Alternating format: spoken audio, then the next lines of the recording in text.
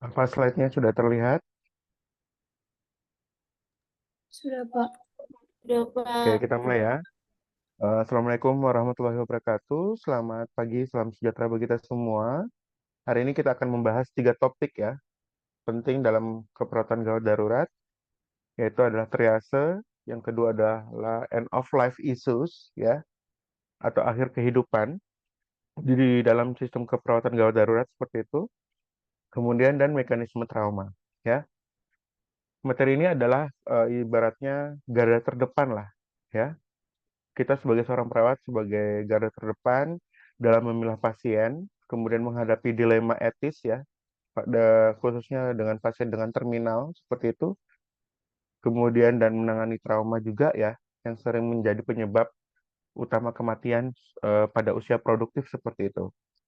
Berdasarkan data dari Riskesdas 2018, itu dinyatakan bahwa menunjukkan sekitar 8,2% ya kasus kegawat daruratan di Indonesia. Dan semua itu pasti akan melewati namanya proses triase ya.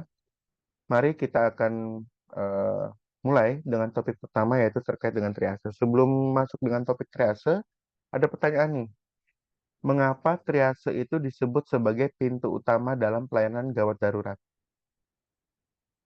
Kan setiap kalau misalkan pasien ini dia pasti masuk tuh melalui pintu IGD, betul tidak?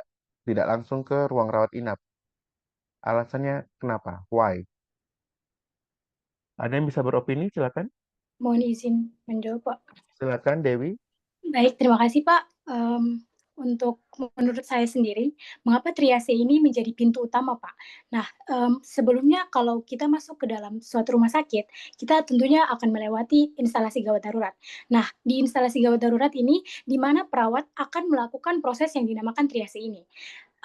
Triase ini kan sudah dijelaskan dari minggu kemarin bahwa bagaimana kita memilih atau memprioritaskan bagaimana seorang perawat memprioritaskan pasien mana yang akan ditangani terlebih dahulu.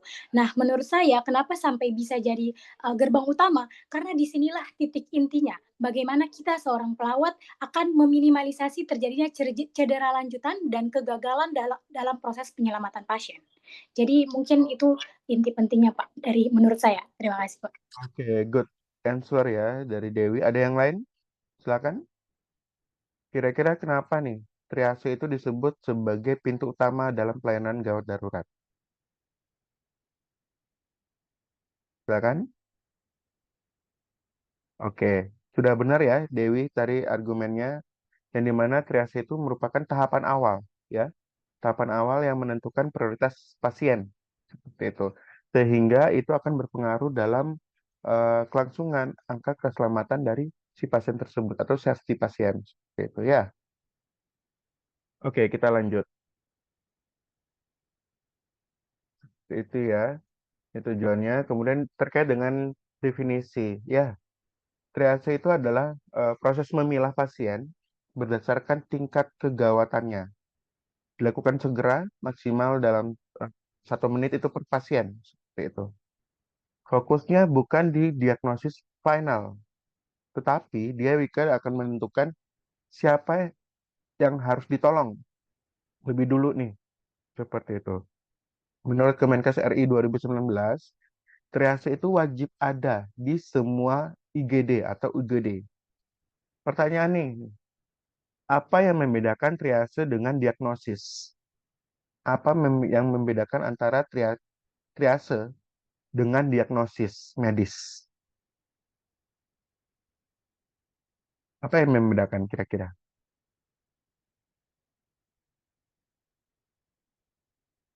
Kalau diagnosis medis kan? Diagnosa medis. Tahu diagnosa medis tidak? Diagnosis. Loh, kalian kan sudah belajar KDK tuh. Belajar kau belum?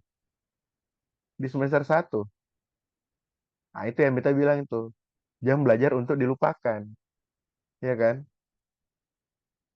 Apalagi mau turun dinas tuh. Kau bagaimana nih? Galap. Ayo, apa yang membedakan nih? Jadi yang membedakan itu adalah triase itu fokus pada prioritas penyelamatan. ya. Diagnosis itu dia fokus pada penentuan penyakit si pasien tersebut. Bisa dipahami tidak? Saya ulangi lagi, kalau triase itu dia fokusnya adalah terkait dengan priority untuk penyelamatan pasien, ya. Diagnosis itu fokus pada penentuan penyakit pasien. Penentuan penyakit itu maksudnya gini loh. Masalah apa sih yang dialami oleh pasien tersebut? Tapi untuk triase itu adalah kira-kira dari masalah yang ada di pasien itu, kira-kira yang mengancam nyawa itu yang mana nih? Jadi dia akan menentukan prioritas masalah pasien. Bisa dipahami ya? Enggak sih, ini kayak masih mengantar nih. Oke, kita lanjut. Tujuan triase itu adalah untuk menyelamatkan pasien ya, yang paling kritis seperti itu, mengoptimalkan sumber daya yang ada, kemudian dan menurunkan mortalitas. Tahu mortalitas tidak? Apa itu Tahu Pak, mortalitas? tingkat Apa? kematian. Tingkat Oke, kematian Pak. angka kematian seperti itu ya. Berdasarkan referensi WHO 2022 itu melaporkan bahwa triase yang baik bisa menurunkan angka kematian hingga 20% pada bencana atau disaster, ya. Bencana alam ataupun bencana sosial dan sebagainya itu disebut disaster, ya kan? Mata kuliah Anda kan ada namanya disaster management kan? Ada tidak di semester 5? Semester 7 itu ya? Kalau tidak salah, soalnya saya mengajar soalnya. Tapi untuk tahun ini saya tidak ambil itu disaster. eh Pertanyaannya nih, sorry. Jadi bukan hanya sekedar administrasi doang ya, triase itu, tapi dia lebih ke intervensi penyelamatan nyawa pasien seperti itu. Hmm. Pertanyaannya kayak gini, kira-kira bagaimana nih triase itu bisa menurunkan mortalitas? Jadi kan disebutkan sekitar 20% kan, berhasil untuk menurunkan angka mortalitas.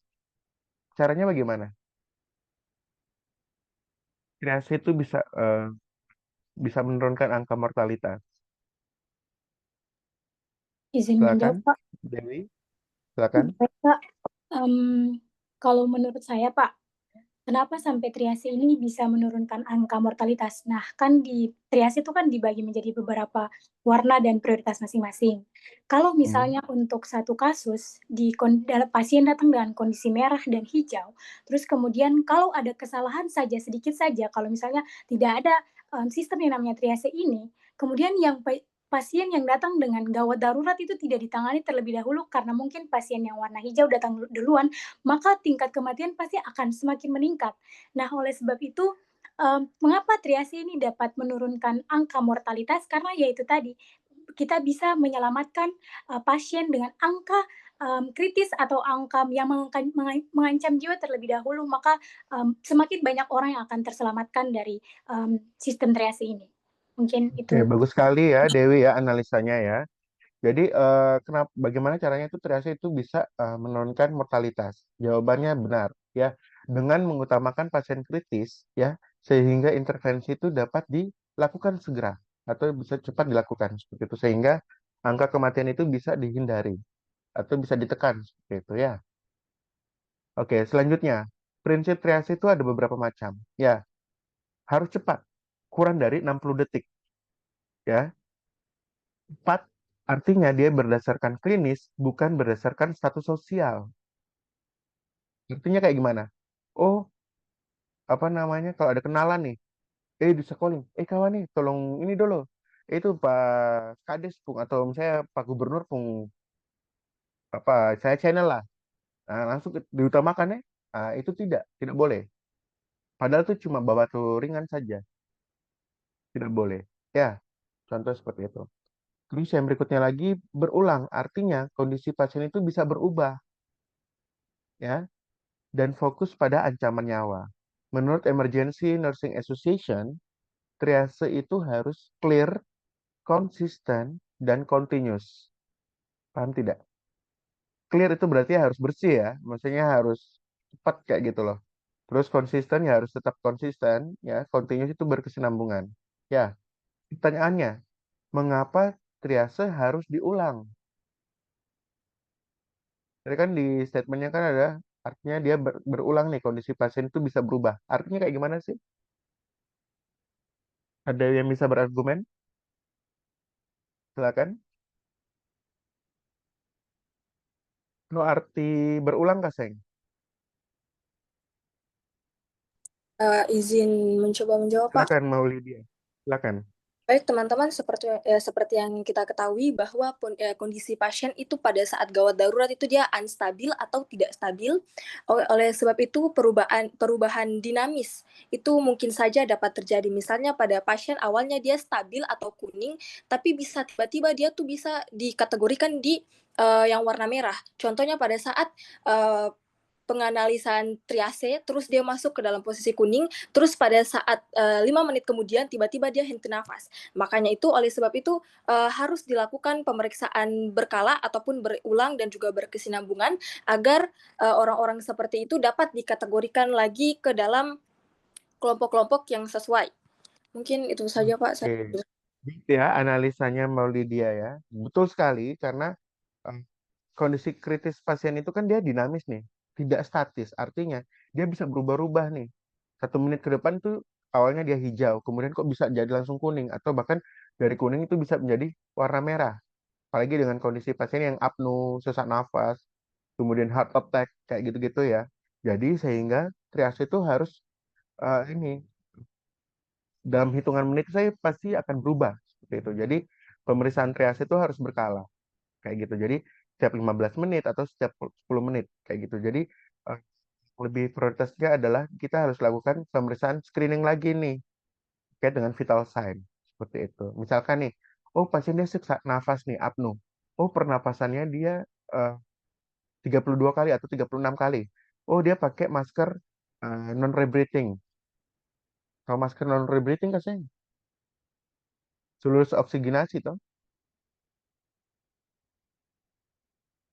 Oh my God. Sudah lulus OSCE kah belum nih? No masker non rebreathing kah, Seng? Hmm? Kayak gimana? Masker non rebreathing. Kan ada tahu Jackson Race kah, Seng? Yang ada dia pung balonnya tuh. Nah, itu nanti kamu belajar ulangnya karena di Gadar itu selalu pakai alat-alat itu. Seperti itu ya. Nah, jadi apa sih intervensi yang berikutnya? Oh, kemudian kita pantau lagi. Oh, kalau untuk tahu dia apnunya berkurang itu kita lihat dari apa? Oh, saturasi oksigen. Nah, kita cek lagi. Tahu saturasi oksigen nggak, Seng? Alatnya. Yang di GP di jari tuh. Berapa persen, kayak gitu. Nah, itu kita bisa tahu. Oh, kalau dia eh, di bawah dari 95%, berarti dia pakai kanula nasal nih. Ya kan? Kemudian yang berikutnya kalau dia kurang dari 90%, oh berarti dia pakai masker nih. Masker masker rebreathing yang ada dia punya bolong-bolongnya tuh, bagian kiri dan kanan seperti itu. Oh, kemudian kalau dia kurang dari 80%, oh berarti dia harus pakai masker non rebreathing. Oh, yang dia tutup tak tutup, kemudian dia pakai balon. Nah, itu namanya Jackson Race. Seperti itu. Itu harus hal-hal dasar loh untuk oksigenasi yang ada dong harus tahu. Jadi kalau oh dia 90% berapa LPM nih? Tahu kan? Oh my God. Tahu tidak? Diajarkan tidak? Siapa dulu yang ajar sistem pernafasan? Ibu Enda toh? Nah, kenapa Anda tidak tanya? Kan kalian kan simulasi pemasangan oksigen toh di semester berapa tuh? 3 ya? Iya kan? Atau di KD ya? Keperluan dasar kan? Keperluan dasar oksigenasi kan? Itu kalian wajib tahu itu di luar kepala. Nanti kalian belajar sendiri ya. Belajar mandiri. Apalagi nanti kalian mau turun di UGD nih di semester 5 nih. Kalau kalian tidak tahu dasar-dasar bagaimana, oh cara pemberian kanula nasal tuh kayak gimana, masker rebreathing, non rebreathing, Jackson Race, itu kayak gimana itu kalau pengaturan LPM tuh diajarkan kah belum? Halo, Pak, kata tidur bagaimana ini? Julia bagaimana? Diajarkan tidak? diajarkan Pak. Diajarkan, Oke, Pak. semoga ya. Semoga ya. Oke, semoga. Bismillah ya. Pokoknya semoga Anda bisa kompeten lah ya di Gadar kayak gitu. Oke, selanjutnya nih. Kita belajar terkait dengan kategori warna triase. Ya, prinsip untuk kategori warna itu dia membantu komunikasi cepat nih. Merah artinya dia harus lakukan resusitasi segera. Ya, kemudian yang berikutnya lagi kuning itu artinya darurat, tapi dia keadaan dia bisa stabil nih, bisa ditunda nih. Ya, hijau itu dia luka ringan, bisa menunggu. Kalau hitam itu bukan hanya meninggal dunia doang, tapi dia cedera yang fatal, yang sudah ibaratnya tidak bisa ada harapan lagi, kayak gitu.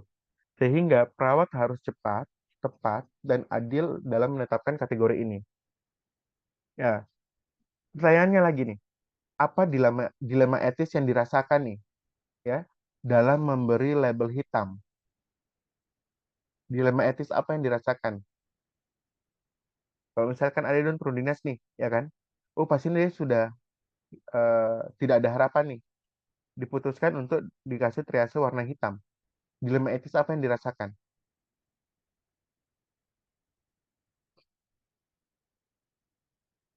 Dilema etisnya apa? Ya, terkait dengan emosional, ya kan? Kita sebagai seorang perawat, oh ya, kita harus meninggalkan pasien tersebut nih untuk menyelamatkan lebih banyak nyawa. Contohnya kalau misalkan di disaster, gempa bumi, ataupun lain sebagainya lah. Kemudian mendapatkan pasien yang notabene dia sudah meninggal dunia, ya kan? Kan kalau Katong ibaratnya sebagai orang biasa, ih, Katong saya mungkin Katong nggak kasih tinggal dia, Katong harus rawatan jenazah dan sebagainya kan. Nah, tapi ini kita sebagai seorang perawat harus decision making atau pembuatan keputusan yang lebih cepat. Seperti itu. Kita harus lebih mementingkan nyawa orang lain yang bisa diselamatkan terlebih dahulu nih. Nah, nanti untuk yang hitam itu nanti terakhir. Nah, itu adalah dilema etisnya tuh. Seperti itu. Tapi kita sebagai seorang perawat itu harus profesional. Seperti itu ya. Oke. Kemudian untuk sistem triase, ya, harus diketahui bahwa di dunia itu ada banyak sistem triase. Ada yang istilahnya START, ya, dipakai untuk bencana, itu disaster. ACI itu di rumah sakit. ATS itu di Australia. MTS itu di Eropa, MTS. Bukan Madrasah Sanawiyah ya. Jadi seperti itu. Jadi MTS itu dia biasa dipakai di Eropa dan di Indonesia tersendiri, khususnya di Rumah Sakit Dr. Cipto Mangunkusumo, tempat penelitian saya, itu dia lebih memakai ke ACI yang dengan menggunakan 5 level. Jadi sistem itu berbeda-beda nih, tapi tujuannya tetap sama. Karena untuk menyelamatkan nyawa dengan prioritas yang tepat, seperti itu. Ya, pertanyaannya nih, mengapa rumah sakit besar itu lebih cocok menggunakan ACI dibandingkan yang lain? Kenapa kok di rumah sakit daerah atau di daerah kita yang afirmasi, ya kan, daerah 3T, itu bisa tidak diterapkan dengan menggunakan standar internasional? Izin menjawab, Pak. Silakan Julio. Kalau menurut saya, kalau rumah sakit yang sudah besar dan ternama itu kalau menggunakan ACI itu karena memang ada kebutuhan sumber daya peralatan yang ada, terus tenaga kesehatannya juga mungkin sudah banyak yang berpengalaman. Kalau di rumah sakit daerah belum karena mungkin tidak ada peralatan yang memadai, kayak gitu Pak menurut saya. Oke, good answer ya, Julio. Jadi betul sekali, karena ACI itu dia kan berstandar internasional nih. Kalau rumah sakit besar itu otomatis ditunjang dengan SDM, ya. SDM itu bukan ada ya, SDM itu dia lebih mayoritas sudah lulus nurse semua, bahkan nurse spesialis, ya. Pernah dengar nurse spesialis Kak Seng? Spesialis kedokteran medikal bedah, spesialis maternitas, dan sebagainya. Nah, jadi dia selain dari SDM juga ditunjang dengan eh, sarana dan prasarana seperti itu. Dan notabene not apple to apple kayak gitu apa jika dibandingkan dengan rumah sakit daerah kayak gitu. Apalagi di daerah kita, yang notabene daerah 3T atau daerah afirmasi. Seperti itu ya. Kemudian yang berikutnya lagi terkait dengan proses triase. Ya, langkah-langkah triase di IGD itu adalah yang pertama adalah penilaian cepat, ABC. Ya, kemudian cek tanda vital, ya kan? Tentukan kategorinya apa. Kemudian berikan gelang warna, ya, dan dokumentasi. Anda bisa menggunakan form WHO, nanti bisa di browsing ya, untuk standarisasi dalam pemilihan triase. Ingat, dokumentasi itu sama pentingnya dengan tindakan. Oke, pertanyaannya kayak gini. Mengapa gelang warna itu lebih efektif dibandingkan cuma hanya catatan saja atau dokumentasi doang di medical record? Kenapa kok gelang warna itu lebih efektif dibandingkan cuma dokumentasi doang nih? Ada yang berargumentasi? Kalau gelang warna kaseng, gelang pasien. Tapi kalau di Ketum punya di daerah afirmasi itu kayaknya tidak ada. Tapi kalau di rumah sakit besar itu dia langsung sudah diberikan warna kayak gitu. Jadi ada gelang warna kalau di UGD itu berdasarkan prioritas seperti itu. Nanti kapan-kapan kalau ada rezeki kalian bisa nurse nanti di Jakarta atau biar kamu bisa tahu kayak gitu. Kira-kira apa? Kenapa kok gelang warna itu lebih efektif dibandingkan dokumentasi? Alasannya itu adalah mudah terlihat. Jadi kalau perawat di IGD kan pasti nih, oh dia pakai gelang bukan hanya apa ya warna-warni di tehel ya. Pernah lihat kan triase yang Anda bikin video itu? Karena ditempel di lantai ya. Bukan hanya itu saja, tapi lebih memudahkan juga. Oh ya pasien ini dia gelangnya ini. Jadi kita bisa mudah teridentifikasi seperti itu ya. Kalau terlalu cepat bilang ya, pas mengantuk. Terus yang berikutnya lagi, peran perawat. Peran perawat itu adalah sebagai gatekeeper di IGD, ya. Tugasnya itu melakukan primary survey, menentukan prioritas, memberikan edukasi singkat pada keluarga dan dokumentasi dengan serta dengan koordinasi antar tim medis, seperti itu. Keputusan cepat perawat juga bisa menurunkan angka hidup mati pasien tersebut, ya. Bisa dipahami tidak? Gatekeeper itu apa? Artinya orang pertama yang memutuskan jalur pasien di IGD. Jadi gatekeeper itu berarti oh dia menentukan prioritas nih tadi yang peran dari triase ya. Jadi dia selanjutnya terkait dengan intervensi kira-kira apa yang harus diberikan kepada pasien tersebut seperti itu. Jadi istilahnya adalah gatekeeper ya. Berikutnya, etika dalam triase. Ini yang harus dihafal di luar kepala. Biasanya ini adalah soal-soal yang biasanya muncul di hukum, uji kompetensi nurse ya. Justice ya. Jadi triase itu harus bersifat adil atau justice ya. Kemudian bermanfaat nih. Bahasa binongkonya adalah beneficence ya. Kemudian berikutnya lagi menghindari yang sia-sia begitu. Artinya adalah non maleficence dan menghormati pasien itu adalah respect ya. Misalnya kayak gini. Oh, pasien VIP itu tidak boleh mendahului pasien krisis. Krisis lagi kritis, sorry. Hanya karena apa? Status sosialnya. Biasanya kalau di rumah sakit nih, oh ini warga BPJS, oh ini warga umum, oh kita utamakan dulu warga umum, itu tidak boleh, ya kan? Jadi semua semua pasien itu harus justice atau bersifat adil seperti itu. Ini 4 kasus nih. Ini sorry, ini pasien B sama dengan ini pasien B sama ya. Jadi kita cuma bahas pasien A, pasien B dan pasien B dan D. Ini saya lupa rubah. Saya kira sudah tercopy paste, ternyata tidak. Silakan untuk menentukan warnanya apa.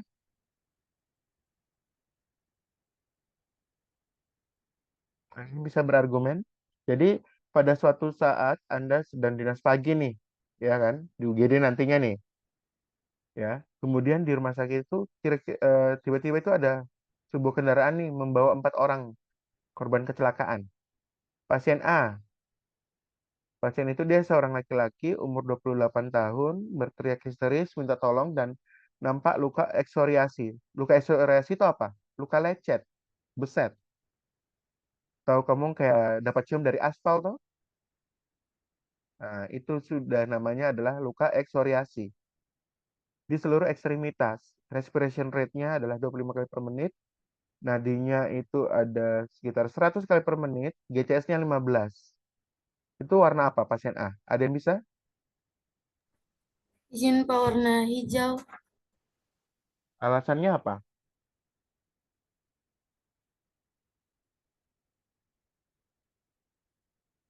Alasannya apa? Kenapa kok warna hijau?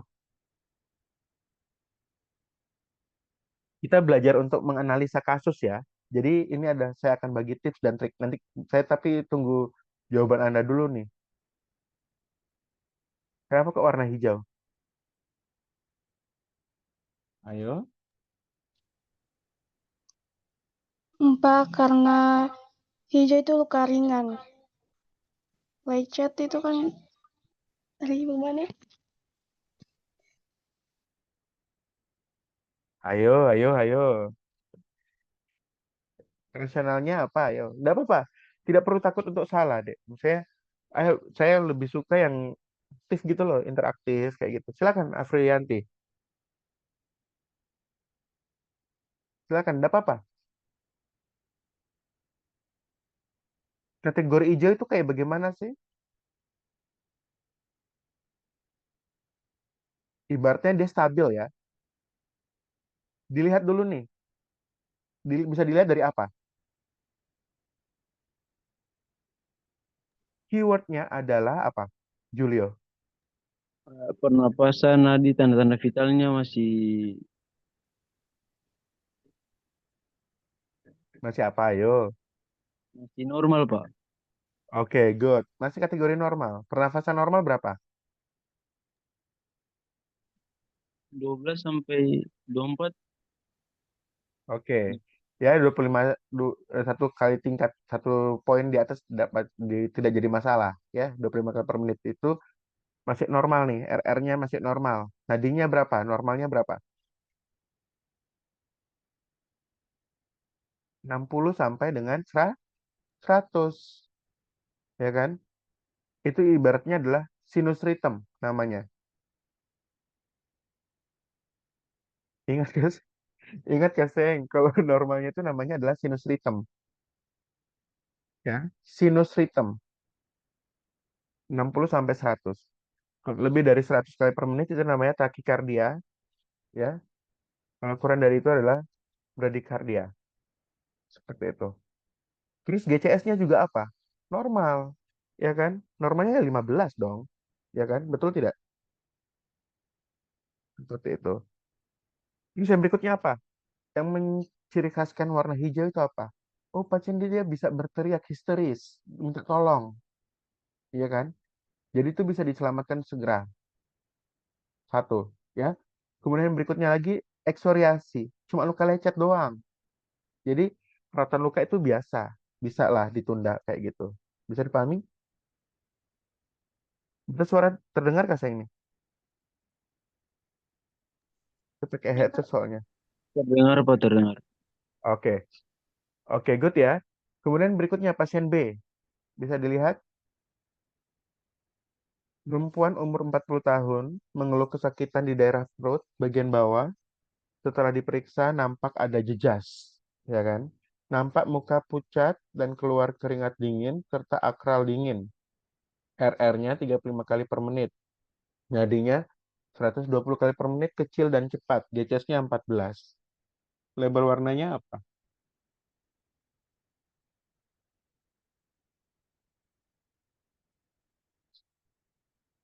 Warna apa?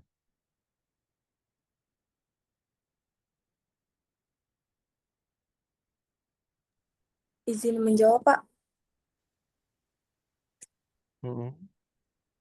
Teman-teman dilihat di kasus B itu ada luka jejas. Luka jejas itu kayak luka yang disebabkan oleh trauma di kepala ataupun wajah.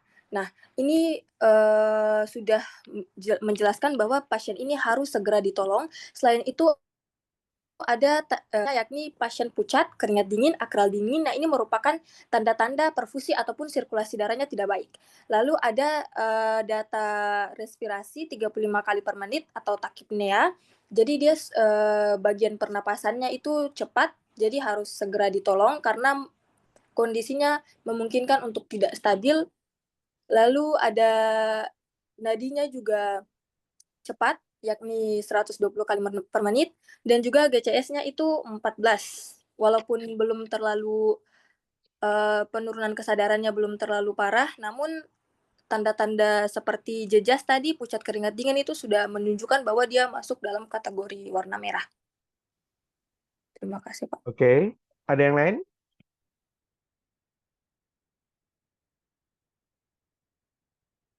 Ada yang lain? Ayo. Ada yang pendapat lain?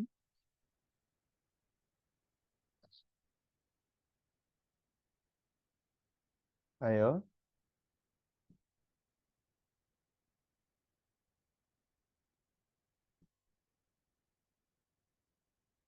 Oke, pasien B itu bisa dikategorikan warna kuning. Kenapa kok warna kuning? Coba vital sign-nya 35 kali oke lah ya.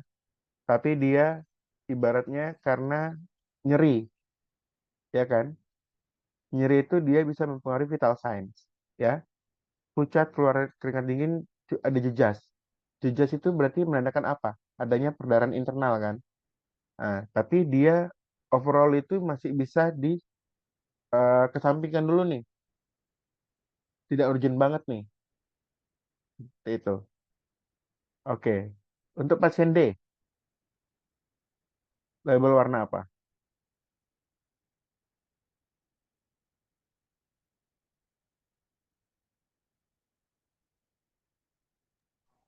Merah, Pak. Oke, alasannya apa, Dewi? Kalau menurut saya, Pak, untuk pasien D ini menurut saya sudah gawat sekali, bisa dilihat dari vital signs-nya, respirasinya sudah cepat sekali, kemudian nadinya juga sudah cepat.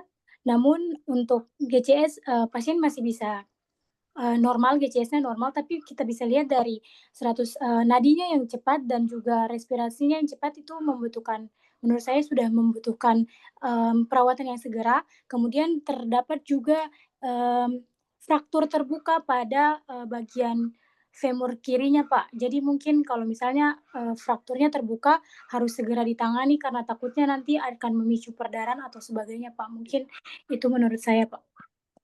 Oke, good. Jadi warnanya adalah warna merah. Labelnya apa? Warna merah. Yang paling urgensi itu adalah deviasi trakea. Apa itu deviasi trakea? Penyempitan trakea, ya. Jadi dia ada penyempitan trakea, itu satu. Terus yang kedua adalah distensi vena jugularis, ya. Kemudian yang ketiga adalah fraktur terbuka pada femur sinistra. Artinya dia risiko overbleeding. Atau overbleeding tidak? Perdarahan yang hebat, yang masif. Artinya dia bisa berisiko shock hipovolemik secara tidak langsung. Seperti itu. RR-nya 45 kali per menit. Kalau 45 kali per menit berarti dia menggunakan apa? Masker apa?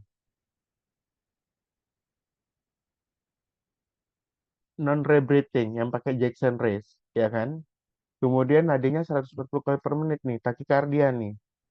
Kemudian akral dingin itu menunjukkan tanda-tanda shock hipovolemik. Akral dingin. Kemudian walaupun GCS-nya masih normal 15, seperti itu, tapi labelnya itu tetap warna merah. Itu adalah cara kita menganalisa kasus, deh. Jadi be a smart, ya, smart people dan smart nurse, ya.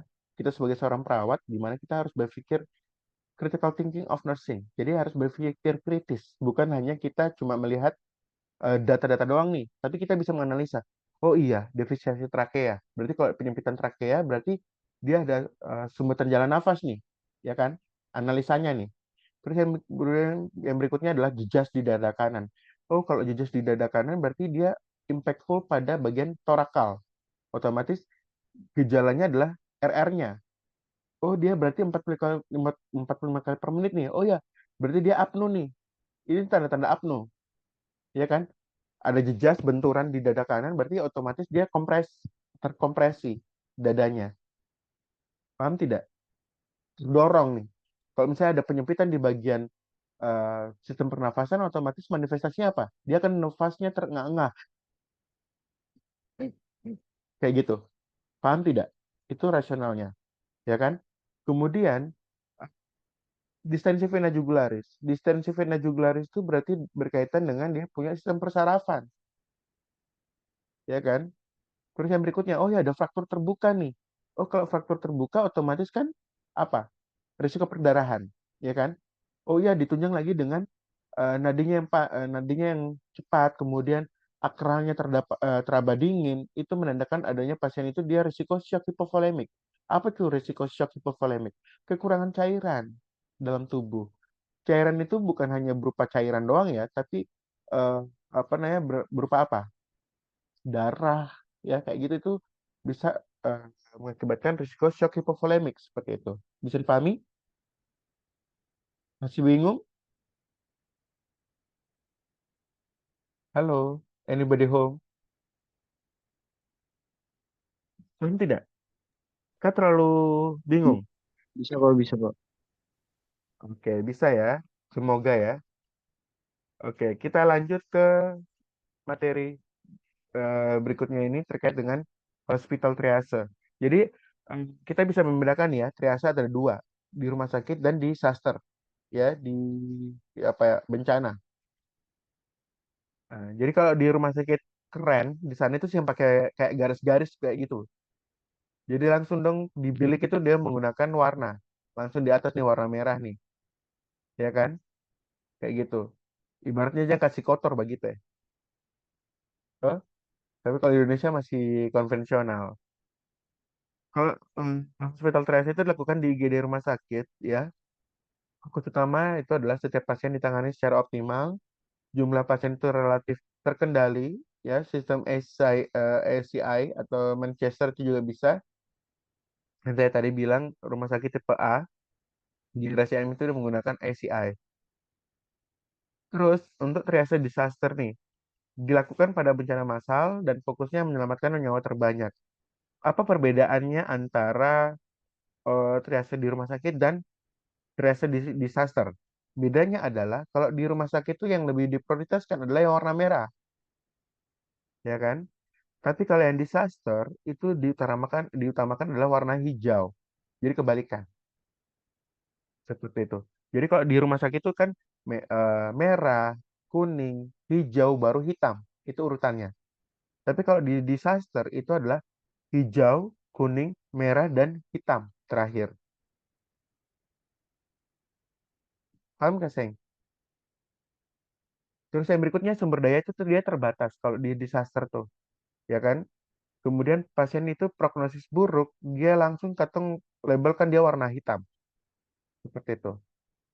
Prinsip etisnya adalah greatest good for greatest number. Jadi kita harus cerdik untuk menentukan label warna nih, seperti itu berdasarkan tingkat kegawatannya. Ini perbedaannya ya. Contoh, di IGD nih, pasien A dia sesak berat, apnu. Pasien B dia luka ringan. Otomatis apa ya? Prioritasnya yang mana? Dia pasien A, ya kan? Kemudian bencana gempa nih, disaster nih ya. Ada 10 korban, satu kardiak arrest. Atau kardiak arrest kasih? Serangan jantung. Ya, henti nafas, henti jantung. Kemudian dia otomatis katong kasih label warna hitam, ya kan? 5 shock, ya. Dia kasih label warna merah. 4 luka ringan berarti warna hijau. Seperti itu. Dan tadi saya sampaikan, apakah etis nih cardiac arrest itu kita tinggalkan yang label warna hitam tuh. Dilema etisnya itu pasti otomatis dirasakan. Lebih baik kita meninggalkan itu dan kita harus menyelamatkan nyawa yang bisa ditolong. Seperti itu. Bisa dipahami ya. Terus materi yang kedua nih. end of life care. Ya, masih semangat ya? Oke. Untuk ini ya, end of life care itu adalah perawatan menjelang akhir kehidupan. Artinya dia fokusnya bukan lagi untuk menyembuhkan penyakit, tapi melainkan memberikan kenyamanan atau comfort. Itu bahasa binongkonya. Kemudian selain menjaga kenyamanan, kemudian menjaga martabat pasien dan menjaga quality of life yang terbaik atau kualitas hidup yang terbaik. Berdasarkan referensi, ya, WHO 2021 itu mencatat ada sekitar 56,8 juta jiwa, ya, orang per tahun di dunia itu yang membutuhkan EOL atau end of life care. Di IGD itu lebih sering kita ketemu itu pasien terminal, ya, misalnya kayak kanker stadium akhir, atau gagal organ yang multiple yang datang dalam kondisi kritis seperti itu. Berikutnya lagi nih, eh, berkaitan dengan tantangan di IGD nih. Tantangan terbesar di IGD itu adalah waktu yang terbatas untuk pengambilan keputusan, ya, kondisi emosional keluarga, dan seringnya tidak ada dokumentasi. Artinya DNR, artinya do not resuscitation.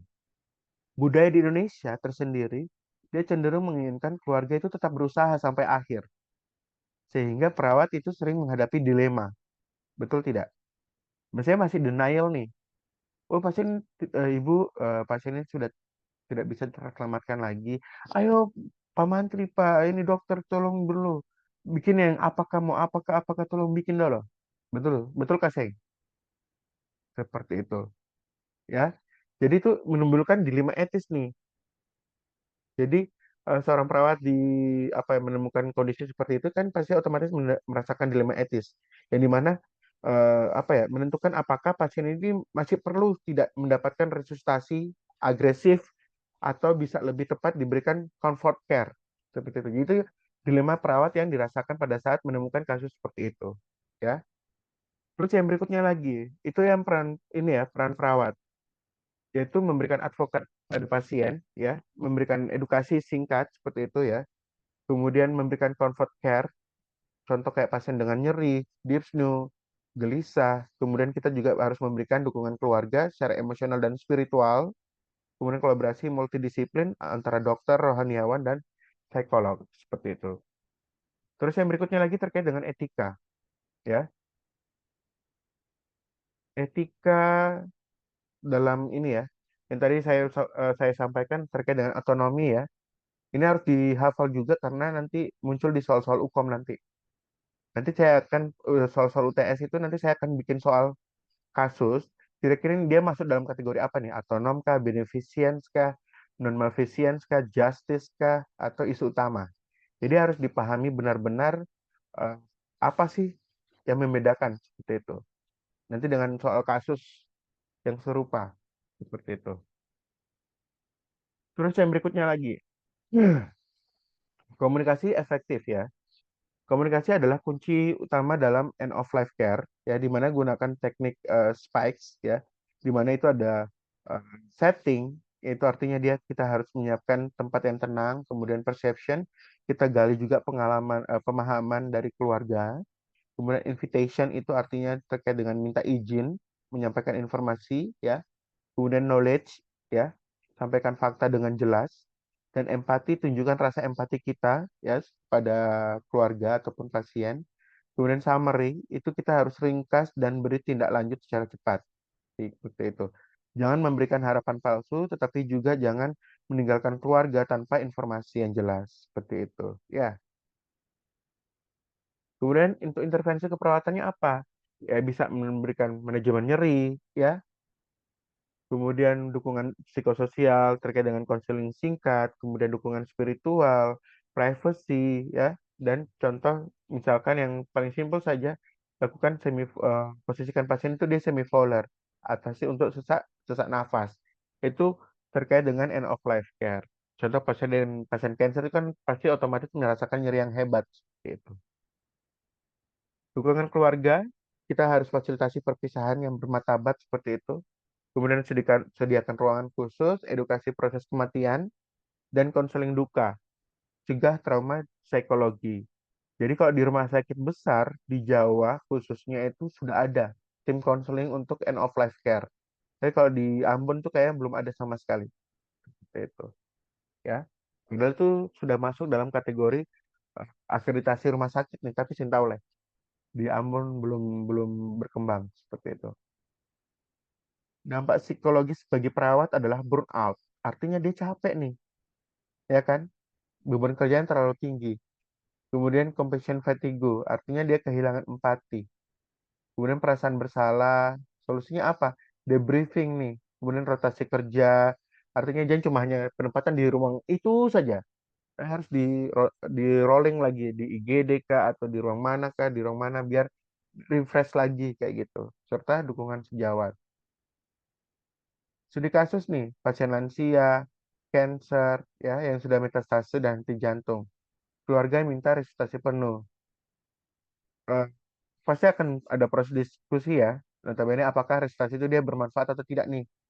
Apakah comfort care itu dia lebih tepat?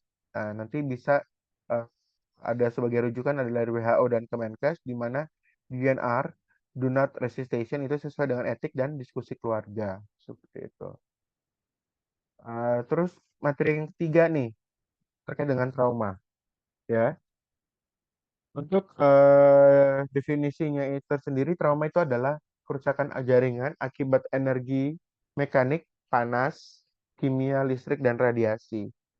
Menurut WHO 2022, mencatat trauma itu menyebabkan 5,8 juta kematian tiap tahunnya. Seperti itu. Mayoritas pada usia produktif. Oleh karena itu, trauma disebut dengan silent epidemic, ya, karena membunuh secara masif tapi masih sering kurang diperhatikan. Seperti itu. Kemudian klasifikasi trauma. Itu ada namanya trauma tumpul atau blunt, ya, trauma. Bukan hanya si buta dari gua hantu ya, tapi ini trauma juga ada namanya trauma buta lagi, trauma tumpul artinya. Di mana akibat dari benturan, misalnya kayak kecelakaan motor, itu risiko perdarahan organ dalam, ya. Eh, Kemudian trauma tembus atau trauma tajam atau trauma ini ya, penetrating. Di mana itu dia akibat benda tajam ataupun peluru, risikonya adalah kerusakan organ vital. Itu. Kombinasi juga nih sering terjadi pada kecelakaan lalu lintas, ya. Kemudian yang setiap jenis trauma punya risiko dan penanganan yang berbeda-beda. Itu. Oke, berikutnya kita bahas satu-satu. Trauma tumpul, penyebabnya adalah kecelakaan lalu lintas ataupun jatuh ya. Dampaknya adalah fraktur, hematom. Tahu hematom tidak? Hematom itu apa?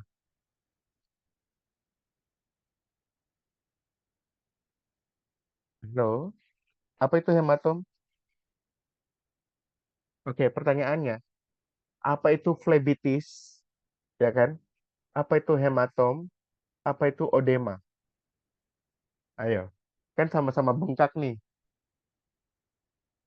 Yang membedakan apa? Apa itu flebitis? Apa itu hematom?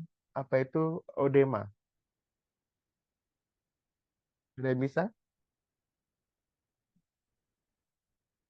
Kalau hal dasar kayak gini ada dong yang paham, berarti Amato sudah nih kalau mau dinas di rumah sakit nih. Apa perbedaannya antara flebitis? Tahu flebitis kan, Seng? Pernah dengar istilah flebitis?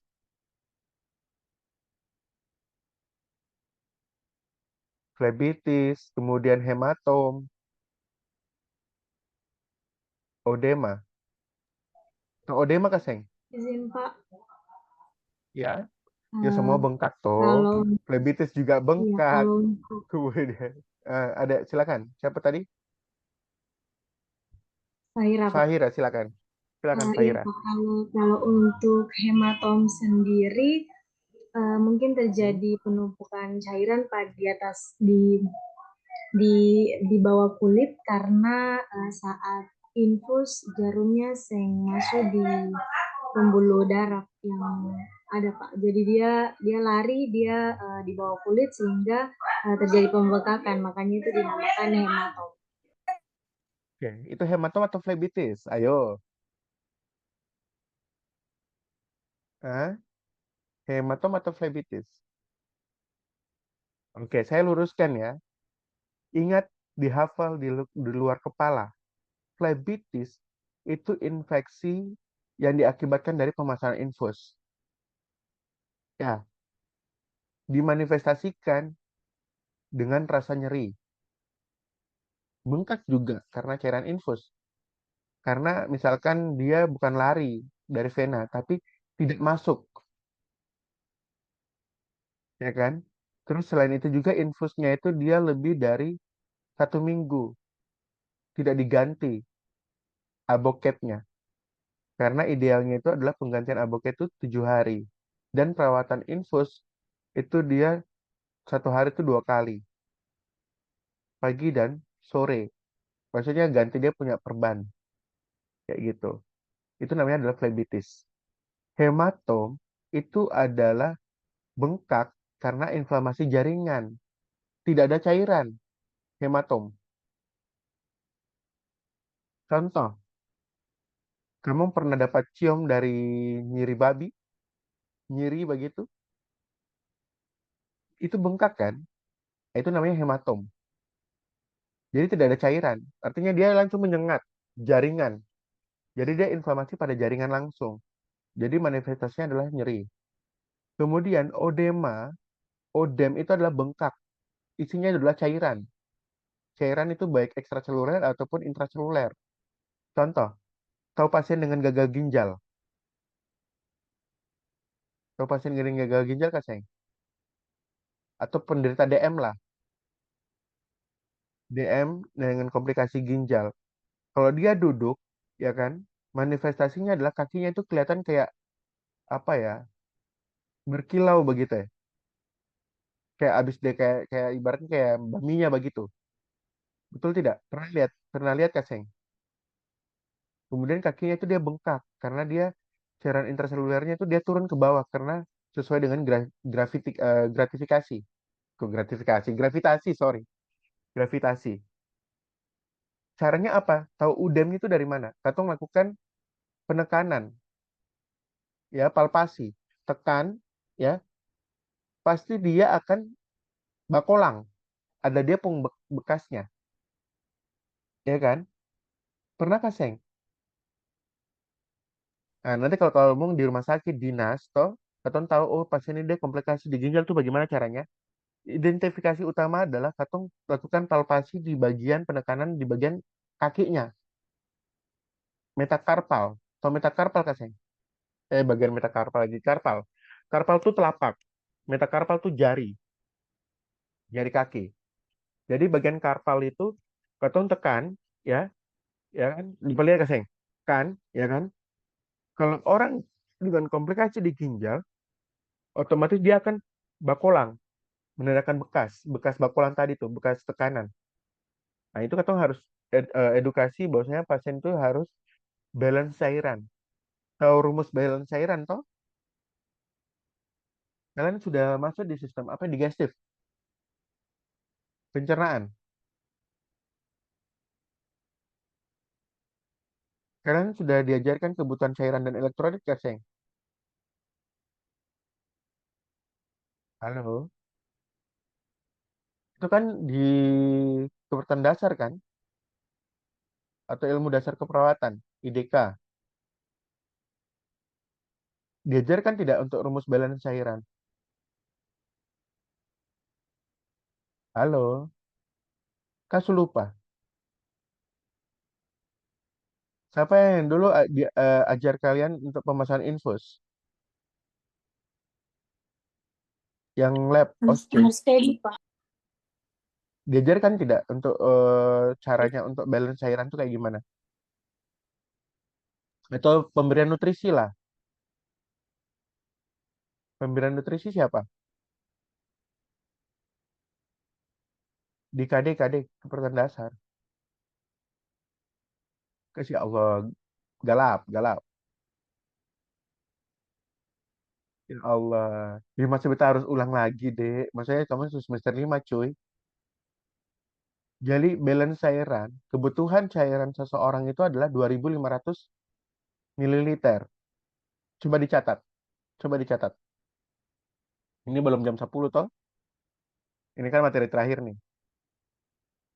Balance cairan itu kan kebutuhan eh, cairan manusia itu adalah 2.500 mililiter. Ya kan? Paham gak, Seng? 1 cc itu sama dengan 1 mili. Dicatat, cuy. Jangan cuma mengangasa. Habis itu kita kasih studi kasus.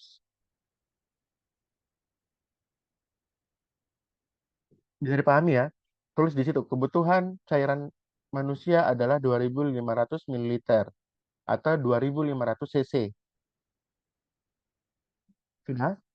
1 cc itu sama dengan 1 mili. Otomatis 1 mili sama dengan 1 cc. Betul tidak? Oke. Rumus balance cairan, intake kurangi output, nilainya adalah 0. Intake, tahu intake ya, Seng? Pemasukan. Intake kurangi output sama dengan 0. Oke. Dicatat lagi nih. Intake ya, itu berupa cairan infus. Iya kan? Satu kolf, satu kolf kan, Seng? Satu kantong. Satu kolf itu isinya 250 cc atau 250 mililiter.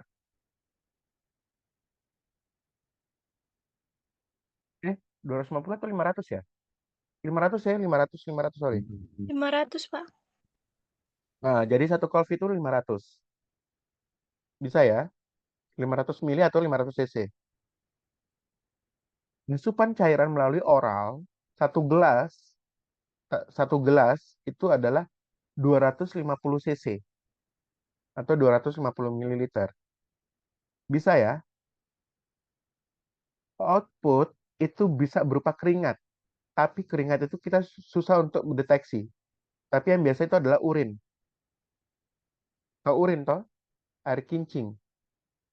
Nah, itu kan biasa ditampung di urin bag. Kalau misalkan pasien tidak eh, apa istilahnya tidak bisa kita pantau, yang notabene tidak terpasang kateter, kan otomatis kita instruksikan untuk ditaruh di wadah botol. Maksudnya di pispot ya. Maksudnya di pispot kemudian dituangkan ke dalam botol. Biar satu botol aqua besar toh, itu kan isinya kan 1.200 kan. Dicatat, cuy. Urin output itu bisa berupa apa namanya? Bisa dilihat melalui kateter ya di urin bag. Nah, kalau urin bag kan otomatis kan kita bisa lihat tuh berapa liter kayak gitu, berapa mili kayak gitu ya kan. Tapi kalau misalkan pasien yang tidak terpasang kateter itu kan otomatis ditampung di pispot, kemudian kita instruksikan taruh di dalam botol, baru dibuang di kloset. Nah, jadi untuk kita bisa memantau. Dan untuk pemantauan cairan itu adalah 1 kali 24 jam. Itu wajib hukumnya. Ya. Jadi kalau misalkan ada don dinas pagi nih, dapat pasien nih, pasien A, ya kan?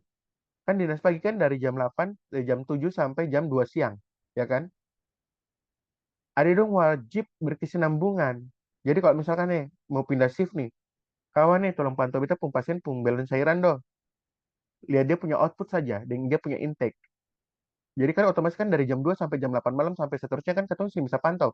Toh kalau misalkan tuh besok paginya katong dinas pagi kan baru bisa lihat lagi toh. Namanya balance cairan itu bukan hanya satu waktu, tapi full 1 kali 24 jam itu harus dipantau. Artinya mulai dari jam 7 pagi sampai jam 7 pagi besok paginya. Paham Kak Seng?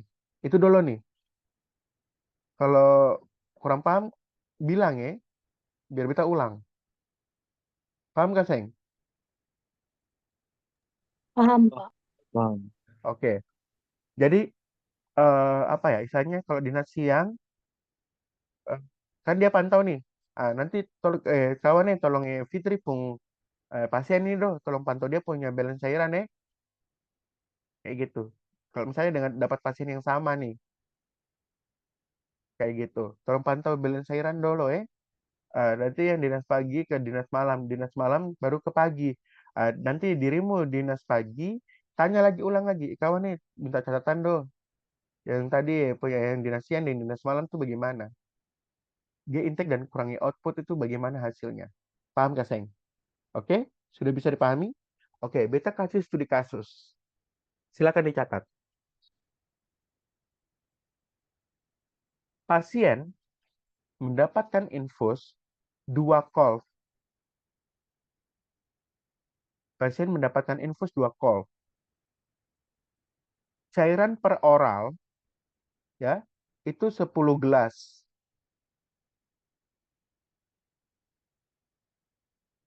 Urin output adalah 2.500. Dia balance atau minus atau plus? Silakan. Infus 2 Intake-nya call. 1000 Pak, 1000 Pak. Ya, Intake-nya dikurang output sama dengan 1000 Pak. oke. Julio bisa dijabarkan bagaimana? Hitungnya bagaimana? Kalau infusnya 2 call berarti 500 mili kali 2 berarti 1000 mili. Oke, terus? Terus oralnya 10 gelas, minum 250 dikali 10 gelas berarti 2.500. Terus dikurang dengan dijumlahkan dapat 3.500 dikurang dengan outputnya 2.500 berarti sisa 1000 Pak. Oke, berarti plus ya, lebih 1.000. Nah, good ya.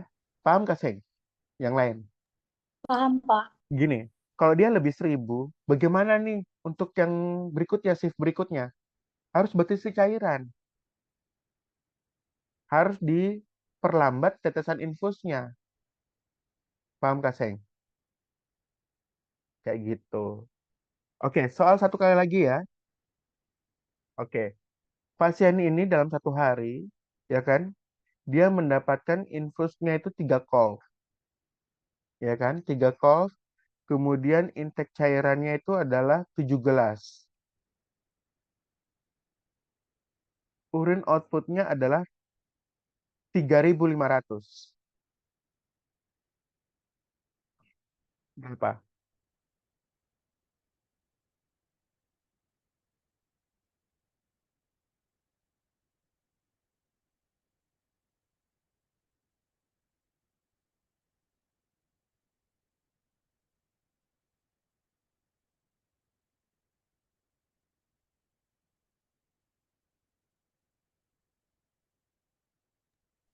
Minus 250 Pak.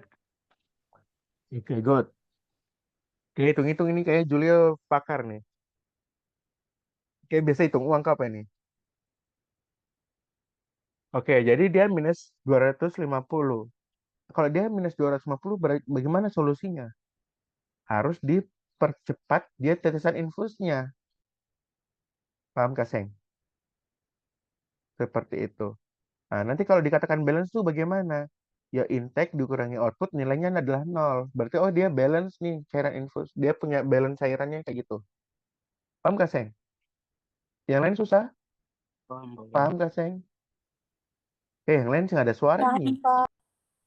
Paham, Kan Pak. cuma ngantuk semua ini. Paham toh? Mudah-mudahan mengerti. Bismillah. Oke, langsung lanjut ya. Nanti kamu takut kamu nanti dari nurse apa? Nurse, nurse Bu Erna ya. Oke, selanjutnya. Untuk materi yang berikutnya adalah trauma tembus atau trauma tajam. Ya, penyebabnya itu adalah luka tusuk, luka tembak, luka kecil tapi dia fatal karena akibat kena organ. Luka tembak, kemudian kerusakan jaringan luas, perlu segera imaging dan eksplorasi bedah. Beta ingin kalian apa ya mengilhami soal kasus yang saya berikan. Beta ingin tahu kalian punya pendapat. Ya,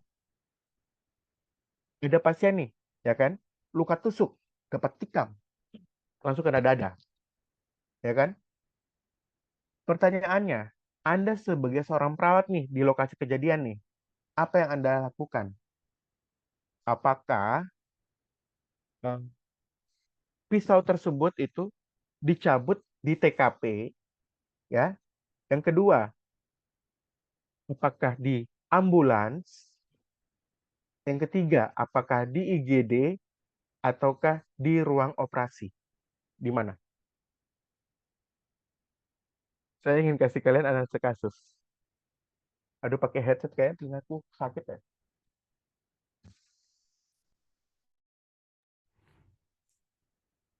Dengar suara? Terdengar, Pak. Terdengar, Pak. Oke. Jadi yang pakai headset tadi telinga sakit, cuy. Oke. Kira-kira apa? Apa yang harus dilakukan seorang perawat itu? Saat kapan pisaunya itu dilepas? Apakah di TKP, ya kan? Apakah dia dilepas pada saat di ambulans? Apakah dilepas pada saat di IGD? Apakah di ruang operasi? Mana? Mohon izin berargumen, Pak. Silakan, Dewi. Pak, kalau menurut saya, maaf kalau salah, Pak. Kalau menurut Nggak apa-apa, saya, nggak apa-apa. untuk proses pencabutan tusukannya itu kayaknya menurut saya di ruang bedah, Pak. Mungkin Kenapa? karena kalau pada saat kita mencabut di TKP atau di ambulans, pada saat dicabut pasti nanti akan menyebabkan, tentu saja akan menyebabkan perdarahan yang lebih hebat karena pas dikeluarkan itu nanti darahnya akan mengucur kemana-mana, Pak. Jadi mungkin kalau menurut saya, pada saat peristiwa ini mungkin harus dilakukan bedah secara segera, Pak. Mungkin kalau itu menurut saya, Pak. Oke, good, Dewi. Ada yang lain lagi yang ingin berargumen? Silakan. Kita ingin tahu bagaimana pemahaman Anda nih. Critical thinking of nursing-nya harus jalan nih sebagai perawat gawat darurat. Let's get it out. Ayo, ada yang mau? Ayo. Atau saya minta tunjuk dulu ke apa ya? Coba Lutfi. Silakan, berargumen saja, tidak apa-apa. Jangan garuk-garuk kepala, kasihan. Sembaku tuh toh. Silakan. Pendapatmu bagaimana?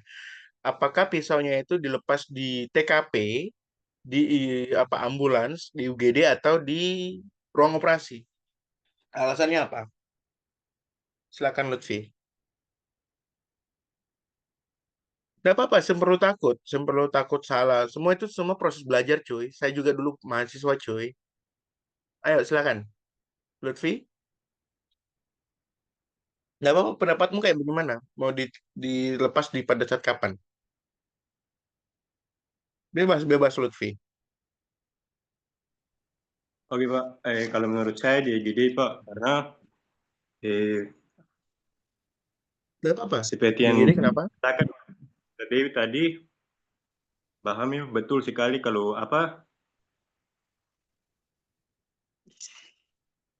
Ayo, nggak apa-apa. Mau terbata-bata kah, bagaimana itu, yang penting kita berargumentasi, deh. Silakan. eh, Nggak apa-apa, kalau di perlu jantung berdegup kencang sampai dub dub dub dub dub dub dub dub dub dub dub dub dub kayak gitu-gitu. Relax. Ayo, alasannya kenapa di IGD? di EGD kan sudah ada apa alat atau bahan-bahan yang bisa untuk alat-alat rumah sakit yang bisa kita gunakan untuk merawat pasien begitu. Oke, good, Untuk Lutfi ya. Ada yang lain lagi?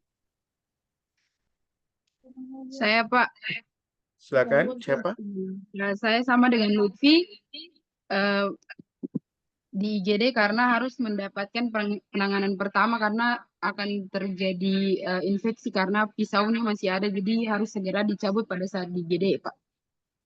Oke, good. Fitri, ada yang lain lagi mau berargumen? Silakan. Bebas.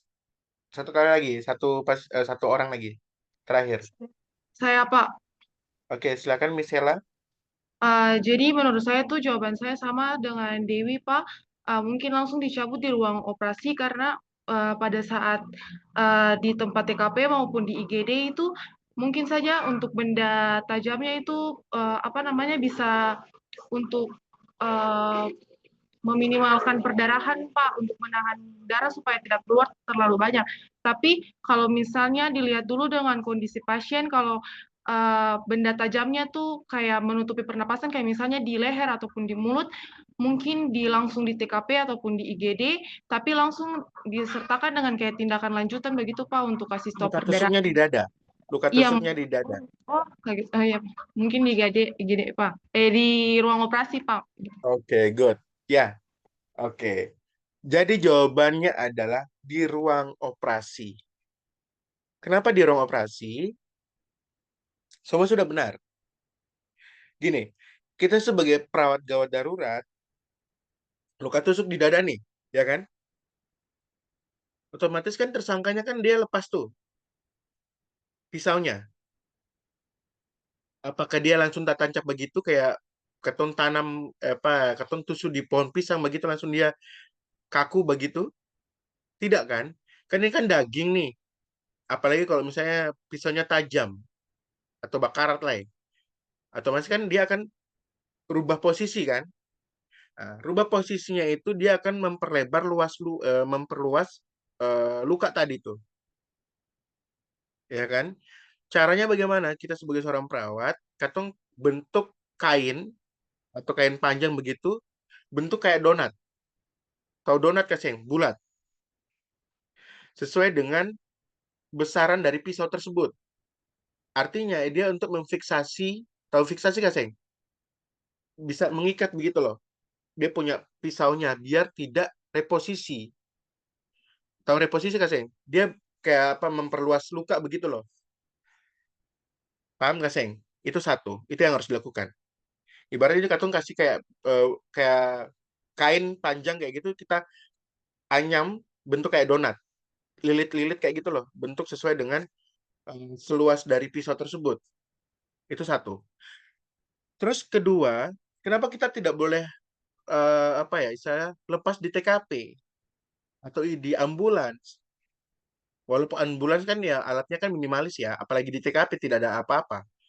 Akibatnya adalah dia mengakibatkan hematotoraks. Artinya penyakitnya itu adalah pisau itu dicabut nih, ya kan? Udara di luar nih, dia akan mendesak masuk ke dalam paru-paru. Artinya, paru-paru yang notabene dia mengembang dengan bagus, ya kan? Kan ada luka sayatan atau luka tusuk tadi itu, udara yang dari luar nih, dia tekanan itu lebih besar dibandingkan di dalam organ kita. Otomatis dia akan mendesak masuk. Nah, mendesak masuk, otomatis kan kita kan pengembangan paru-paru kan dia ini ya, seluas ini ya, cavum pleura, kayak gitu di rongga toraks, kayak gitu. Dia kan otomatis kan dia besar kan, kayak gitu. Kalau udara masuk, berarti kan dia akan menyempit nih. Paru-paru dia mendesak paru-paru yang kanan, contoh. Dia akan menyempit nih. Alhasil apa? Pengembangannya tidak bagus, cuma kiri doang yang bagus. Kanannya dia akan mendesak mengecil.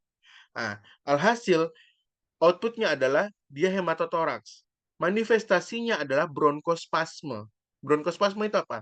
Usaha bronkus itu menyuplai oksigen itu lebih ekstra. Dia mengembang kepis. Jadi dadanya dia tulang tuh dia akan bergerak kayak gitu. Itu namanya adalah bronkospasme. Itu adalah bronkospasme. Impact dari apa namanya hematotoraks tadi. Tidak boleh ditarik pada saat di UGD, di UGD ataupun di ambulans atau di TKP. Yang harus dicopot itu pada saat di ruang operasi. Biasanya di UGD itu ada ruang sito. Ruang sito itu ruang operasi kecil, minor. Nah, itu langsung diberikan tindakan di situ. Seperti itu. Bisa dipahami? Paham Kaseng? Dong Kaseng. Maksudnya dong Kaseng masuk di dalam otak Kaseng. Paham, Pak. Penjelasan saya. Pak. Paham ya? Semoga ya. Oke. Kita lanjut materinya. Respon tubuh terhadap trauma. Ya. Dari aktivasi simpatis, takikardi, vasokonstriksi, penyempitan kayak gitu-gitu. Kemudian kehilangan darah, terjadinya shock hipovolemik, ya kan. Kemudian inflamasi sitokinin, ya, risiko SIRS. Kemudian berlanjut ke MODS, yaitu multi organ dysfunction syndrome. Ya, ini kemarin sudah ya. Lanjut, ini sudah. Trauma spesifik ya. Kalau di bagian kepala, itu kalau zaman dulu itu namanya trauma capitis. Sekarang sudah berubah nama menjadi cedera otak. Ringan, sedang, dan berat. Kemudian ada hematom, ya kan? Ibaratnya kayak action today mampus tomorrow, saya pakai helm, kayak gitu kan. Kemudian dapat cium dari aspal, kepala benjol, itu namanya hematom, ya kan? Kemudian epidural, subdural, kemudian toraks, tadi yang pneumotoraks, hematotoraks tadi, ya hematotoraks, kemudian tamponade jantung, ya tamponade kardiak. Kalian sudah belajar kardiovaskular toh dulu semester 3 siapa yang ajar? Sudah pada dengar Dewi? Pak Idam. Oke. Kalian pernah disinggung tidak terkait dengan tamponade jantung? Tamponade jantung itu adalah awal mulanya dari miokarditis, miokardium, infeksi pada lapisan jantung yang namanya miokardium. Miokarditis itu dia akan inflamasi, robek nih. Otomatis dia akan menginfeksi dari jantung, ya kan? Jantung dia kan apa ya, peredaran darah kan, ya kan? Kalau dia peredaran darahnya itu kan jantung itu ada yang membungkus, ya, membungkus jantung, selaput yang membungkus jantung, ya. Dan selaput jantung itu dia apa namanya, infeksi tadi, darah itu akan muncrat, ya kan, memenuhi dari pembungkus jantung. Alhasilnya kayak ibaratnya kayak balon nih, dikasih air, ya kan? Dia otomatis akan bertambah banyak nih. Otomatis yang jantungnya dia apa namanya, berdetak seperti ini, lup-dup, ya kan? Lama-kelamaan dia akan lemah karena adanya darah yang mengisi dari selaput jantung tadi tuh, kafum jantung yang membungkus jantung. Alhasil lama-kelamaan dia akan bergetar. Nah, bergetar ini namanya adalah atrial fibrillasis dan nama penyakitnya adalah tamponade cardiac tamponade atau tamponade jantung. Seperti itu. Kebetulan sekarang ini saya di semester 3 ajar sistem kardiovaskuler. Seperti itu.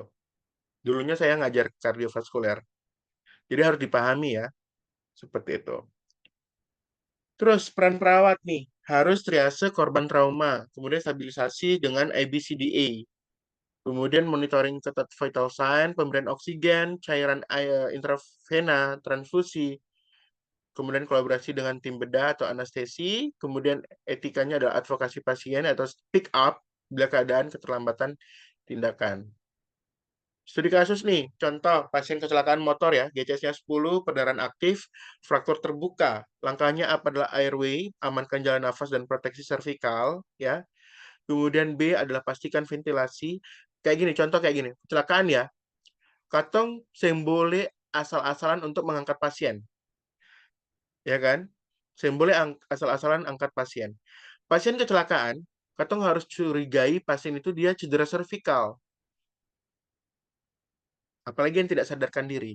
Atau cedera servikal kaseng, tulang belakang. Kalau bahasa binongkonya adalah spinal cord injury. SCI. Spinal cord injury. Jadi kita angkat itu harus fiksasi kepalanya nih. Nanti kamu akan ini ya dengan siapa ya? Ibu Yati kah, siapa tim dari Gader yang lain ya. Itu nanti ajarkan bagaimana cara memfiksasi dan mobilisasi pasien. Kayak gitu. Nanti difiksasi di bagian orang bagian atas kayak gitu-gitu, nanti difiksasi pakai tangannya. Biar dia tidak miring kiri miring kanan. Kayak gitu. Kalau misalkan di UGD di ambulans kan pasti ada nekolar. Tahu nekolar kaseng? Yang taruh di leher tuh. Nah, itu untuk penyelamatan dari cedera servikal atau spinal cord injury. Nah, saya sangat susah kalau jika tidak ada di sana. Biasanya kalau saya mengajar itu langsung simulasi. Biar nanti ada dong paham. Nanti bisa digantung sama lab aja ya. Nanti dengan Ibu Yati dan lain-lain. Kayak gitu, tim. Ya. Kemudian berikutnya, pastikan ventilasi, breathing-nya. Kemudian C adalah hentikan perdarahan, balutan tekan atau tourniquet ya. Kemudian stabilkan fraktur. Kemudian kira-kira apa yang lebih dahulu nih? Bila airway dan perdarahan dia sama-sama bermasalah. Jawabannya adalah airway itu adalah prioritas. Tetapi bila perdarahan yang masif, lakukan kontrol cepat sambil airway juga dijaga. kayak gitu. Jadi katong sebagai seorang tim gawat darurat ataupun perawat gawat darurat itu harus multifungsi dan multi talenta dan multi kritis kayak gitu. Ya, ada pertanyaan sebelum kita masuk ke dalam post test? Silakan, ada pertanyaan? Kayak Husen ada banyak pertanyaan ini, Husen. Silakan. Yang mau bertanya? Ibarat takut kamu paham gak sih ini? Joan, Milda, Mega, kita tidur bagaimana ini? Mega,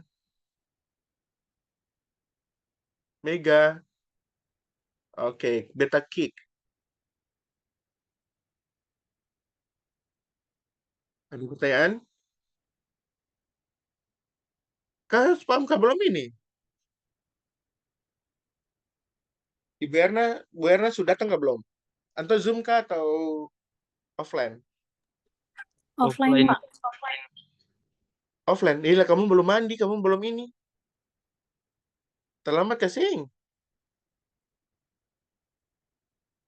Saya coba WA itu atau Bu sampai di mana Julio? Bu, katong baru selesai kuliah dari Pamat. Katong belum ke kampus. Dan katong masih mata masih tempel barang Ibu. Mohon waktunya 1 jam kah atau 30 menit kayak begitu. Coba WA itu ada Julio. Ya WA itu dari Ferry lah. Kamu sih ada tuh kamu nanti. Ayo dek, banyak bertanya dek. Gadar ini 4 SKS dek. Maksudnya gini, apa ya? Apalagi kamu mau semester 5 kan turun dinas nih, ya kan? Kalau kamu tidak menguasai apa itu terkait dengan Gadar, nanti kan kamu ada pencapaian Gadar, KMB juga, kebutuhan dewasa ya, kayak gitu. Terus di ruang lain lagi juga kayak gitu. Maternitas juga kamu turun kan, kayak gitu. Anak juga turun, semua multitalenta. Jadi kita sebagai seorang nurse ya, dengan jenjang nurse itu kita harus menguasai semua bidang ilmu deh. Saya pribadi lebih suka KMB. Tapi kalau ditanya tentang anak, maternitas, jiwa, komunitas, dan lain-lain, it's okay. I can do it. Karena kita kompetensinya sebagai seorang nurse. Kayak gitu. Nanti kalau kalian sudah S2, itu lebih spesifik. Kira-kira peminatannya apa? Kalau saya S2-nya adalah keperawatan medikal bedah. S3 juga KMB. Terkhususnya kalau di apa ya? Di penyakit endokrin dan kemihan. Karena disertasi saya terkait dengan hemodialisa, pasien gagal ginjal. Kayak gitu. Terkait dengan end of life. Jadi bagaimana pasien itu dia bisa menerima diagnosa medisnya ya, karena mindset orang itu kok pasien dengan gagal ginjal cuci darah pasti mati sudah. Tapi di sini saya temukan pasien itu dia lebih dari 32 tahun menjalani hemodialisa di Rumah Sakit Dr. Cipto Mangunkusumo Jakarta. Sebenarnya saya sudah pernah studi pendahuluan di di Ambon. Waktu kalian ospek itu saya bukan ospek ya, bukan kalian ya, adik tingkat kalian ya. Nah, adik tingkat kalian semester 3 itu ospek, saya datang. Waktu itu kebetulan papa saya lagi sakit. Nah, itu yang memotivasi saya untuk ngambil tentang hemodialisis. Kebetulan papa saya itu batu ginjal dan beliau wafat Oktober kemarin 2024. Seperti itu karena batu ginjal. Karena beliau sudah sepuh sih, sudah 72 tahun. Seperti itu ya, ajal Allah yang ini. Jadi alhamdulillah syukur qadarullah, dari itu saya membangkitkan semangat untuk penelitian nih lebih intens terkait dengan hemodialisis, terkait dengan perginjal-ginjalan. Jujur, kalau kuliah di UI itu sangat-sangat luar biasa. Sangat-sangat luar biasa, dan saingannya itu super